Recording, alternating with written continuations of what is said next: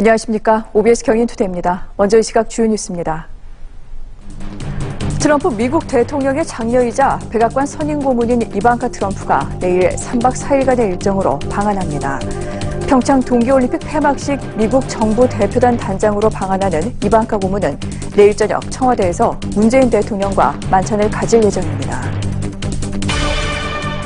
정부와 산업은행이 한국 GM에 대한 28억 달러 상당의 신규 투자에 조건부로 참여하되 27억 달러 상당의 출자 전환 참여 요청은 거부하기로 했습니다.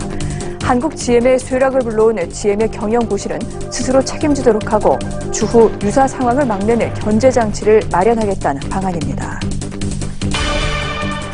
박근혜 정부 시절 국정농단 의혹의 핵심 인물로 꼽혀온 우병우 전 청와대 민정수석에 대한 1심 선고가 오늘 내려집니다. 앞서 검찰은 결심 공판에서 징역 8년을 구형했습니다. 평창 올림픽에 출전한 우리나라 남녀 쇼트트랙 대표팀이 오늘 저녁 잇따라 금메달 사냥에 나섭니다. 남자팀은 500m와 5000m 계주, 여자팀은 1000m에서 금메달에 도전합니다. 첫 소식입니다. 한국 스피드스케이팅 남자 팀 추월 대표팀이 값진 은메달을 따냈습니다. 지난 소치 올림픽에 이어 2개 대회 연속 은메달이라는 성과를 이뤄냈습니다. 평창 동계올림픽 소식 이홍렬 기자입니다. 4강전에서 막판 저력을 보여주며 뉴질랜드를 이기고 결승에 오른 남자 팀 추월 대표팀. 이승훈과 김민석, 정재원은 찰떡 호흡을 과시하며 노르웨이를 상대로 끈질긴 승부를 펼쳤습니다. 레이스 중반 역전에 성공하기도 했지만 준결승에서 강호 네덜란드를 꺾고 올라온 노르웨이 역시 강했습니다. 대표팀은 노르웨이에 1초 2영 뒤진 3분 38초 5위를 기록하며 준우승했습니다. 지난 2014년 소치 올림픽에 이어 2개 대회 연속 은메달입니다. 이승우는 2010년 밴쿠버와 소치에 이어 아시아 남자 선수 최초로 3개 대회 연속 메달을 획득했습니다. 김민석은 이번 대회 1500m 동메달에 이어 2번째 메달을 따냈습니다. 러시아 출신 올림픽 선수를 제치고 일찌감치 예선 1위를 확정지은 여자 컬링 대표팀이 마지막 상대인 덴마크마저 꺾었습니다. 대표팀은 강릉 컬링센터에서 열린 예선 9차전에서 덴마크를 9대3으로 이겼습니다. 8승 1패로 예선 라운드를 마친 대표팀은 내일 예선 4위 일본과 결승 진출을 다툽니다. 일본은 예선에서 유일하게 대표팀의 패배를 안긴 팀입니다. OBS 뉴스 이용렬입니다. 우리나라 쇼트트랙 대표팀이 오늘 무더기 금메달 사냥에 나섭니다. 저녁 7시 남자 500m와 여자 1000m 준결승을 시작으로 밤 9시에는 남자 5000m 계주 결승이 열립니다. 남자 500m 준결승에는 임효준과 서일아, 황대헌 선수가 5000m 계주 결승에는 곽윤기, 김도겸 선수도 나섭니다. 여자 1000m 준결승에는 최민정과 김아랑, 신석희 선수가 출전합니다. 도널드 트럼프 미국 대통령의 장녀이자 백악관 선임 고문인 이방카 트럼프가 3박 4일 일정으로 내일 방한합니다. 미 정부 고위 관계자는 이방카 고문이 평창 동계올림픽 폐막식에 미국 정부 대표단 단장 자격으로 내일 서울에 도착한 뒤 저녁에 문재인 대통령과 만찬을 가질 예정이라고 밝혔습니다. 이 관계자는 또 이방카 고문이 방한 기간 북한 정부 인사를 만날 계획이 없으며 탈북 여성들과 만날 것이라는 일부 언론 보도도 사실이 아니라고 일축했습니다.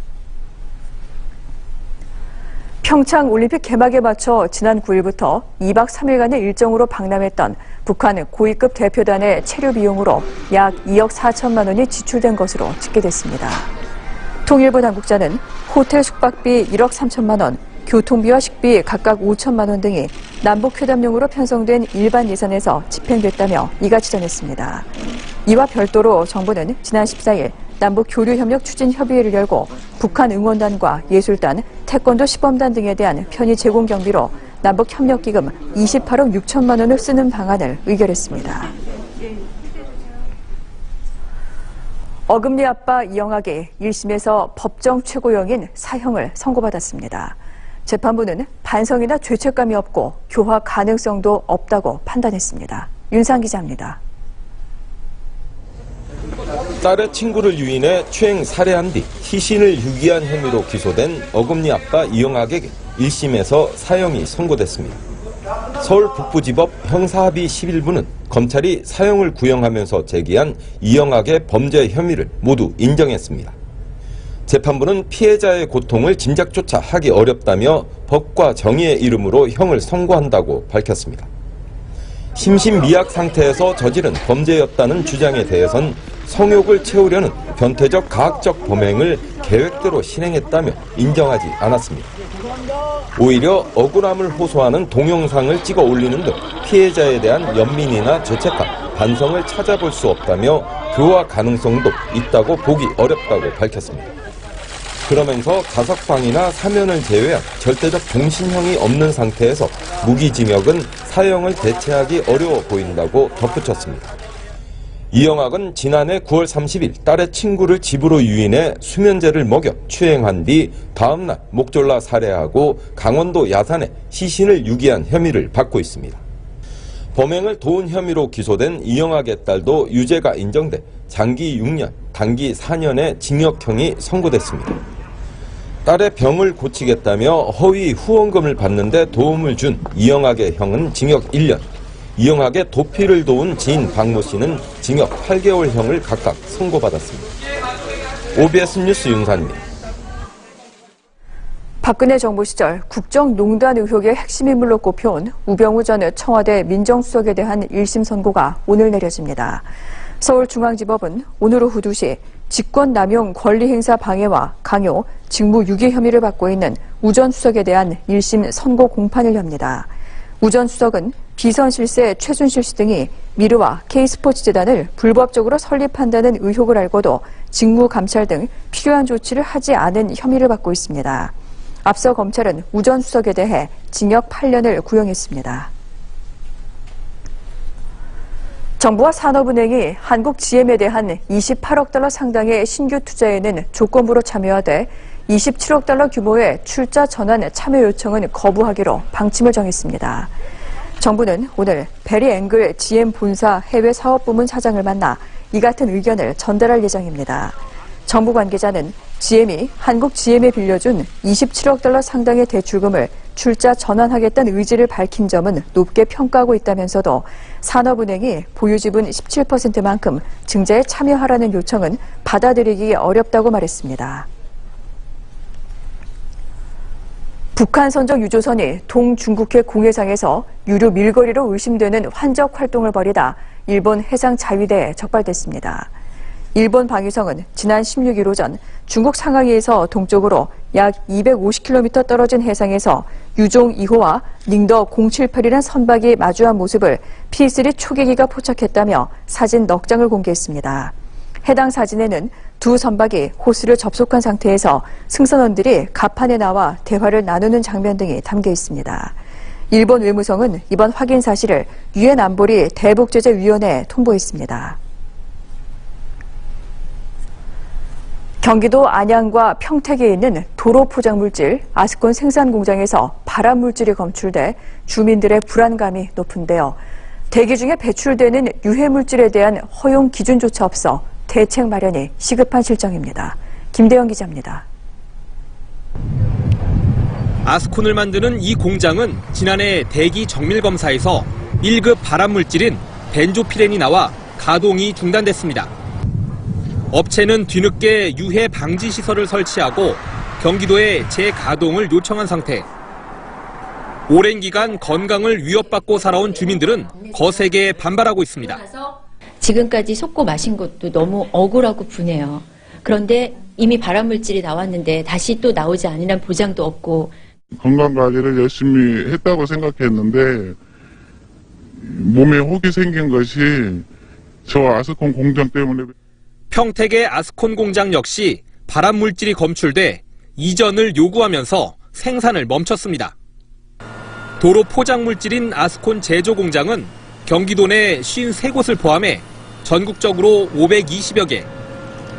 문제는 유해물질을 배출해도 허용 기준이 없어 위법이 아니라는 점입니다.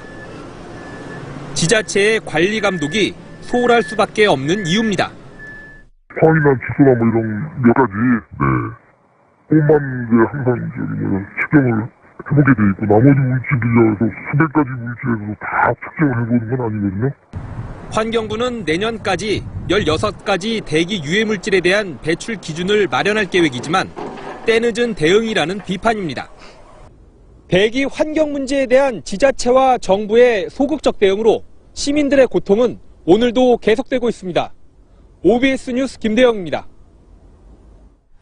아토피 피부염으로 고생하는 분들 많으시죠? 신생아의 장에서 찾아낸 토종 유산균이 아토피 피부염을 개선하는 데 큰 효과가 있는 것으로 확인됐습니다. 고용규 기자입니다. 가려움증을 동반하는 피부 염증성 질환인 아토피 피부염.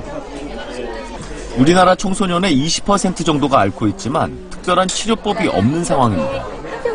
국내 연구진이 신생아의 장에서 찾아낸 토종 유산균 비피도박테리움 롱검균이 아토피 피부염을 완화하는 데 효과가 있는 것을 확인했습니다. 아토피 피부염에 걸린 동물에 한 달 동안 이 균을 먹였더니 긁는 횟수가 줄고 귀 두께는 얇아지는 등 피부 손상이 완화됐습니다. 피부염 증상을 일으키는 세포 수도 절반 이하로 감소했습니다. 특정 단백질이 아토피 원인 세포를 사멸시켜 아토피 개선 효과를 기대할 수 있습니다. 비피도박테리움 롱검균의 분해물을 넣어 만든 기능성 화장품도 효과는 마찬가지. 임상실험 결과 피부 수분 손실은 10.6%, 얼굴에 붉은기를 띠는 홍조는 7.8% 줄어드는 것으로 나타났습니다. 피부가 예민한 편인데 써보니까 촉촉하고 부담감도 없고 좋은 것 같아요. 농진청은 토종 유산균이 아토피 피부염 예방에 효과가 클 것으로 내다봤습니다. 비피도박테리움 롱검균을 섭취하는 것도 하나의 좋은 대안이 되리라고 생각합니다. 농진청은 치즈나 소시지 같은 축산식품의 아토피 억제 효과도 확인하는 등 비피도박테리움 롱검균의 활용 범위를 넓혀나갈 계획입니다. OBS 뉴스 고용규입니다. 경기도가 퇴직 후 전문성을 살리고 봉사활동을 통해 재능을 나눌 수 있는 사회공헌활동 지원사업 참여자 715명을 모집합니다. 모집 분야는 경영과 마케팅, 외국어, 행정지원 등 13개 분야로 만 50세 이상의 경력 3년 이상 또는 국가 자격증을 소지한 퇴직 전문 인력이면 지원이 가능합니다. 경기도는 지난 2015년도부터 작년까지 퇴직 전문 인력 총 1,547명의 사회 공헌 활동을 지원하고 있습니다. 지난 37년간 메이저리거를 비롯해 야구 선수 250여 명을 배출한 인천 서흥초등학교 야구부가 해체됐습니다. 인천시 교육청은 서흥초등학교 학교운영위원회가 논의 끝에 찬성 9표, 반대 1표로 야구부 해체를 결정했다고 밝혔습니다. 학교 측은 야구 부원들이 위장 전입을 해 서흥초에 진학하고 소수의 야구 부원이 학교 운동장을 차지해 다수의 학생이 운동장을 쓰는 데 제약이 커 야구부 해체를 결정했다고 설명했습니다. 미국의 저명한 복음 전도사 빌리 그레이엄 목사가 미국 노스캐롤라이나주 몬트리트의 자택에서 별세했습니다. 향년 99세로 그레이엄 목사는 암과 파킨슨병 등을 앓아온 것으로 전해졌습니다. 우리나라 기독교계에도 잘 알려진 그레이엄 목사는 전 세계적으로 20세기에 가장 영향력 있는 목회자로 꼽혀왔습니다. 지난 90년대 두 차례 북한을 방문하기도 한 그레이엄 목사는 해리 트루먼 전 대통령 이후 버락 오바마 전 대통령까지 모든 미국 대통령의 영적 멘토로도 활동했습니다. 페루에서 산악도를 달리던 2층 버스가 계곡 아래로 추락해 최소 44명이 숨지고 20명이 다쳤다고 현지 언론이 전했습니다. 현지 시간 21일 오전 1시 30분쯤 페루 남부 아레키파주의 오코냐 다리 근처에서 판 아메리칸 고속도로를 달리던 버스가 깊은 협곡 아래로 굴러떨어졌습니다. 페루 내무부는 현지 경찰을 인용해 버스 승객 명단에는 45명이 탑승한 것으로 기록돼 있지만 이동 중에 일부 승객이 추가로 탑승한 것으로 보인다고 말했습니다.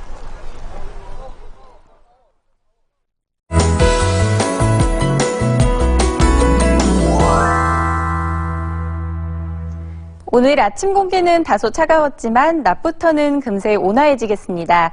서울의 낮 기온 6도로 평년 기온을 회복하겠고요. 앞으로 기온은 조금씩 더 올라서 주말에도 포근하겠습니다. 한편 밤부터 전국 곳곳에 눈이 한 차례 내립니다. 특히 중부지방을 중심으로 많은 눈이 오겠는데요. 올림픽 경기가 한창인 강원 영서지방에 최고 7cm, 서울을 포함한 수도권 지역에도 1에서 5cm가 예상됩니다. 이로 인해 일부 지역에서는 건조특보가 일시 해제될 수 있겠습니다. 하지만 이내 다시 건조한 바람이 불어오겠고요. 메마른 날씨가 완전히 해결되기는 어렵겠습니다. 계속해서 주의하시기 바랍니다. 이어서 수도권 날씨 알아보겠습니다. 오늘 서울의 낮 기온 6도, 인천은 5도까지 오르겠습니다. 경기 북부 지역은 밤이 되면 다시 기온이 영하 4도 안팎으로 떨어지겠습니다. 경기 동부 지역은 미세먼지 보통 단계로 대기 상태도 무난하겠고요. 경기 남부 지역의 낮 기온 6에서 7도 사이가 전망됩니다. 이번 눈비가 그친 뒤에는 당분간 전국이 맑겠고 예년보다 온화하겠습니다. 날씨였습니다. OBS 경인투데이를 마칩니다. 고맙습니다.